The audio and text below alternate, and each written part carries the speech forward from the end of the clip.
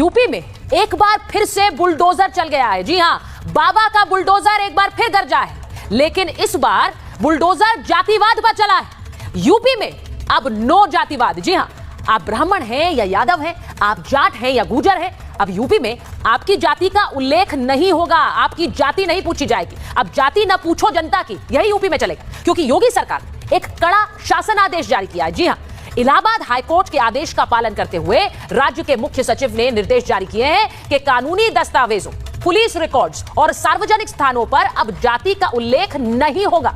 FIR, गिरफ्तारी memo और chargesheet जैसे दस्तावेजों से जाति का उल्लेख पूरी तरह से हटा दिया जाएगा।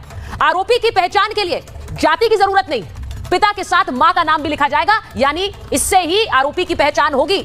आप देखते हैं ये सब तो होगा जो आप देख रहे हैं इस वक्त, लेकिन आपने कई बार देखा हो गाड़ियों पर जो आप जाति लिखा हुआ देखते हैं वो भी अब नहीं चलेगा। गाड़ियों पर जाति का महिमा मंडन करना बैन है यूपी में। कहीं लिखा है गुजर बॉय, कहीं लिखा है जाट बॉय, कहीं ठाकुर है तो कहीं ब्राह्मण है। इस सब की इजाजत भी नहीं दी जा रही है। आप अपनी पहचान जाति के रूप में उजागर नहीं करेंगे अगर आप यूपी में हैं। निर्देश के मुताबिक सिर्फ यही नहीं है, ये तो आपने कई बार देखा, निर्देश के मुताबिक जो सोशल मीडिया और इंटरनेट पर जाति के जरिए नफरत फैलाने का जो खेल चलता है वो भी हर हाल में रुकना चाहिए, क्योंकि सोशल मीडिया पर भी आपने अक्सर देखा होगा एक जाति दूसरी से भिड़े पड़ी, वहां पर पूरी लड़ाई चल रही, कभी ब्राह्मण वर्सेस यादव हो जाता है, कभी ठाकुर वर्सेस यादव हो जाता है। ये लड़ाई आपने कई बार देखी है। ऐसे कंटेंट के खिलाफ भी अब आईटी एक्ट के तहत कार्रवाई की जाएगी।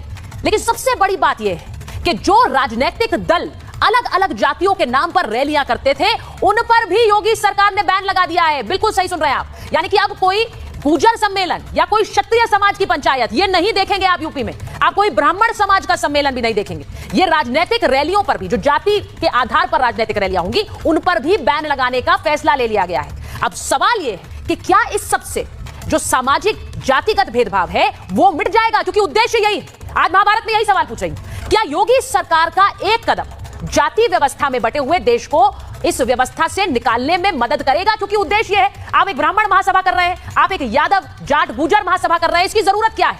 और इसीलिए इन रैलियों पर भी प्रतिबंध यूपी में लग गया है। क्या यह सब मदद करेगा जाति से उबारने में? यह सब कुछ कोर्ट के आदेश पर हो रहा है। आपको बता दूं, कोर्ट ने सीधे सीधे एक फैसले में यह कहा कि जाति एक अपराधी की क्यों लिखी गई, और इसीलिए उसके बाद यह आदेश यूपी सरकार को दिया गया कि ऐसे दस्तावेजों में जाति की क्या जरूरत है। उसी पर अमल करते हुए यूपी सरकार ने यह बड़ा शासन आदेश दिया है। इस शासन आदेश की क्या जरूरत बहुत पहले थी? विपक्ष कह रहा है कि सबसे ज्यादा जातिवाद तो बीजेपी की सरकार फैलाती है, ऐसे में नुकसान इन्हीं को होगा, क्योंकि इनकी ये जातिवाद वाली राजनीति खत्म हो जाएगी। लेकिन आज महाभारत में सवाल पूछ रही हूं कि अगर यह बड़ा कदम उठाया गया है, किसका नफा किसका नुकसान भूल जाइए, तो क्या इसमें सहयोग नहीं करना चाहिए? क्योंकि अगर जातिवाद से उबारने में मदद कर रहा है एक कदम इस समाज को